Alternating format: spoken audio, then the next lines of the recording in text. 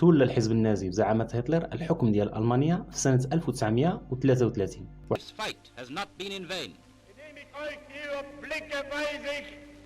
Mein Lebenskampf ist nicht umsonst gekämpft.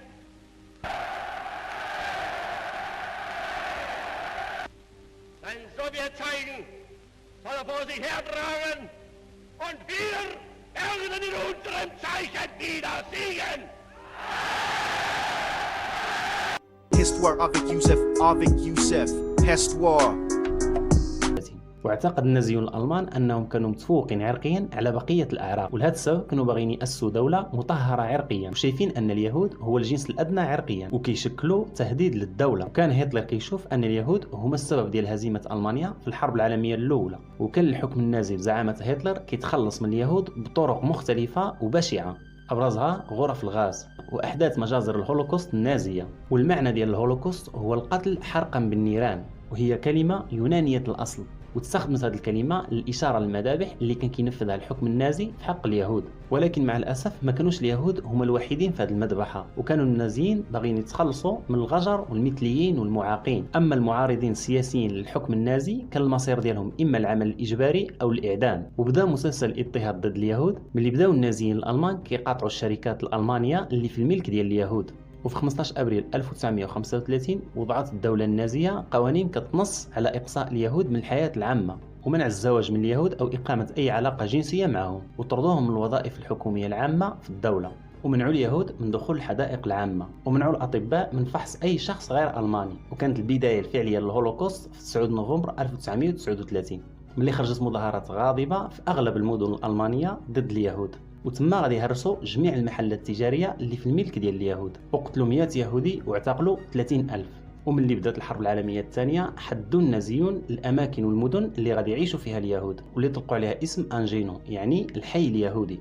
وهذه الأحياء كانت كتميز بنجمة داوود الصفراء، وكانت أكبر مدينة كيتواجدوا فيها اليهود هي عاصمة بولندا وارسو. وكان أشهر معسكر الاعتقال هو معسكر داكو، وكانوا كيتواجدوا فيه حتى المعارضين السياسيين للحكم النازي المدافعين عن حقوق اليهود، وكان كيوصفهم هتلر بالأنانيين. وهذه معسكرات الاعتقال أقل ما يمكن القول عنها أنها لا تصلح حتى للحيوان. وهذه معسكرات الاعتقال كانت كتعتبر بحال المختبرات بالنسبة للأطباء، كيديروا فيها التجارب ديالهم على المعتقلين وكيعتبروهم بحال فئران التجارب. وكانوا 6 ديال المعسكرات وحده أخرى للإبادة من غير معسكرات الاعتقال، وكان لليهود النصيب الأكبر من الإبادة. كانوا كيأمروهم باش يحيدوا الملابس ديالهم للاستحمام وكيدخلوهم لغرف الغاز وكيخليوهم حتى يموتوا، ومن بعد كياخذوا الجثث للمحارق باش يحرقوهم. ولهذا السبب تسمات بالهولوكوست او محارق الهولوكوست. وكان معسكر اوزفيتش هو اكبر معسكر للاباده، وبناه هتلر، واللي ماتوا فيه تقريبا 1,000,000 شخص من اصل 11 مليون يهودي اللي ماتوا. قتل هتلر تقريبا ثلث ديال اليهود اللي عايشين في اوروبا، وقتلت رومانيا تقريبا 380 الف يهودي. أما موسوليني زعيم الحزب الفاشي وحاكم إيطاليا في ذيك الوقت أرسل تقريبا 1,000,000 يهودي لمعسكرات الإبادة، وتقتل في مجازر الهولوكوست تقريبا 1,000,000 طفل يهودي و250 ألف من الغجر وآلاف المعارضين السياسيين، وتقتل تقريبا من 100 ألف حتى 300 ألف معاق ذهني أو مريض نفسي، واللي تعرف باسم القتل الرحيم. ما عرفتش من الرحمة كيهضروا عليها. كنا نمر أمامهم وهم يهشون علينا بالعصا ذات اليمين وذات الشمال. لم يعاملوننا كبشر، ووصل بهم الحد إلى التعامل معنا كالبهائم.